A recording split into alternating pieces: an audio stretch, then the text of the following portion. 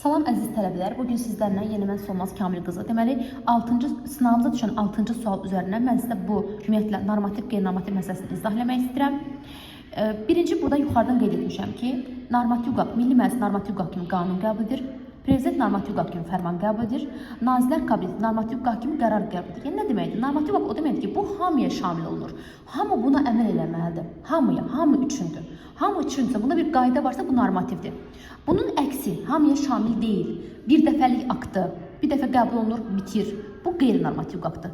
Milli Məclis normativ kimi qanun qəbul edirsə, qeyri-normativ hüquq kimi qərar qəbul edir. Prezident normativ hüquq kimi fərman qəbul edirsə, qeyri-normativ hüquq kimi sərəncam qəbul edir. Nazirlər Kabineti qərar qəbul edirsə, normativ hüquq kimi, qeyri-normativ hüquq kimi sərəncam qəbul edir. Misal üçün, gəlin. Tutalım ki, Milli Məclis qanun qəbul edir. Misal üçün, deyək, ailə münasibətləri. Yəni, bunda bir qayda var, hamı buna əməl eləməlidir. Əməl etməsə, onun məsuliyyət göstərəcək. Amma misal üçün, Milli Məclisin bir dənə qərarını deyək. Tutalım ki, amnistiya. Baxın, amnistiya qərardır. Amnistiya nə deməkdir? Yəni, cəzanı yüngülləşir. Məsələn, şəxsən bu mənə aid deyil. Yəni, bu hamıya şamil deyil. Amnistiya kimlər üçündür? Cəza çəkmə müəssisəsində olan şəxslər üçündür. Yəni, hamıya aid deyil, axı, yəni bunda bir qayda yoxdur. Və yaxud ki, prezident fərmanı. Və yaxud ki, prezident sərəncamı. Əgər qayda müəyyənləşdirərsə, prezident fərman qəbul edəcək. Tutalım ki, fövqəladə vəziyyətlə bağlı. Yəni, ölkəmizdə həmişə epidemiya olarsa, epizodiyalarsa ölkəmizdə fövqəladə vəziyyət olacaq. Bu həmişə olan bir şeydir, bir qaydadır. Bu olacaq normativ hüquq. Amma yox, məsəl üçün sərəncam. Tutalım, zəfər yolunun çəkilməsinə bu qədər pul ayrılır. Yəni, bu konkret bir məsələdir, bu qayda ola bilməz.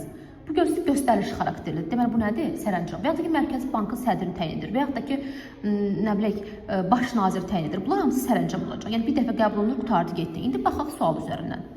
Müharibə elan olunması razılıq normativ hüquq aktla verilir.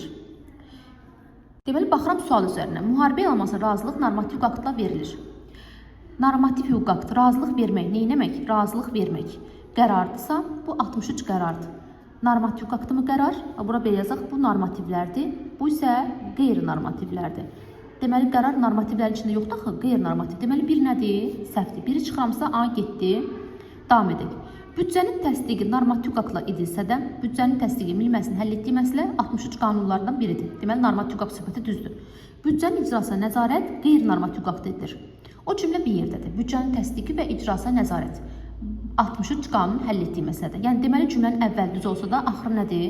Səhvdir. 2 də getdi. 2 də getdisə, bu bəndə getdi. Deməli, 3 oxumağa ehtiyac yoxdur, 3 hər ikisində var. Mən 4 oxumalıyam. Milli Məclis Prezidentin normativ hüquq aktını normativ hüquq aktla təsdiq edir. Biz bilirik ki, Milli Məclis Prezidentin 2 dənə aktını təsdiq edir. Biri fövqəladə vəziyyətdir, biri də hərbi vəziyyətdir.